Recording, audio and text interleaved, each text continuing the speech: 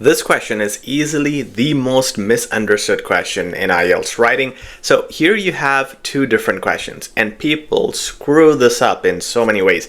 That's what we're going to discuss today. So the question says, some people believe that success is mainly measured by career achievements and social status. Do you think, this is question number one, do you think people can live a successful life without high social status or a prestigious career? So the first question is asking you your opinion.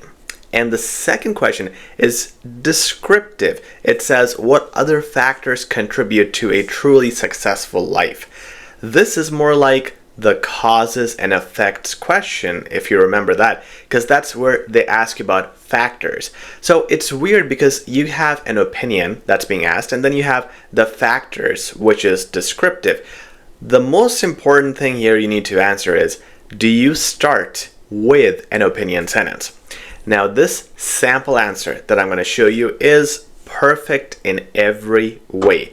This can easily score a 9 out of 9. No mistakes, perfect structure, and it understands the requirements of the question and answers that perfectly here. So what's happening is you start with a general sentence, like we always do, and then yes, you give an opinion. I believe individuals can live successful lives without occupying prestigious careers or holding high social status. What are we answering? We are answering this question. Do you think people can live a successful life without having, and so on? So why is the opinion needed? Is because they are asking you, do you think? If this question was saying what other factors, like it says here, and then here it said, what are some of the advantages of having a successful life? Then you would not give your opinion. Okay, so make sure you see the question, make sure it's related to the question, and then you can decide in this two question format if you need to put an opinion or not. Now, the second biggest problem is where or how many bodies should you do, and how many bodies do you do for this, and how many bodies do you do for this? The answer is you got to do 3 bodies, and you can decide if you want to do 2 bodies here, 1 body here, or 1 body here and 2 bodies here. It is completely your decision. There is no right or wrong. But think of what makes most sense. So here it says what other factors, which means it has to be more than 1.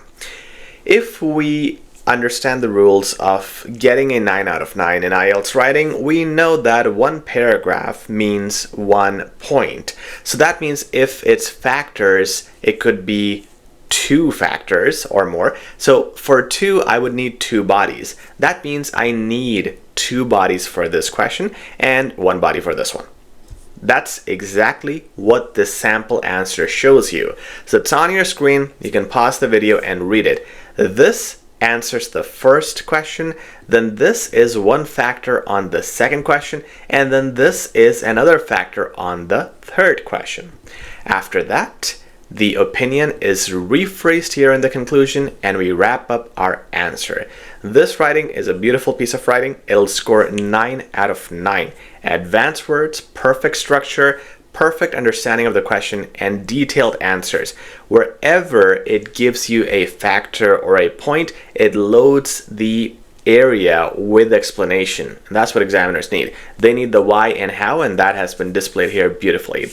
If you have any questions, feel free to comment. If you're looking for IELTS classes or courses, check out what we have in our description, and please like, share, and subscribe. I'll see you next time.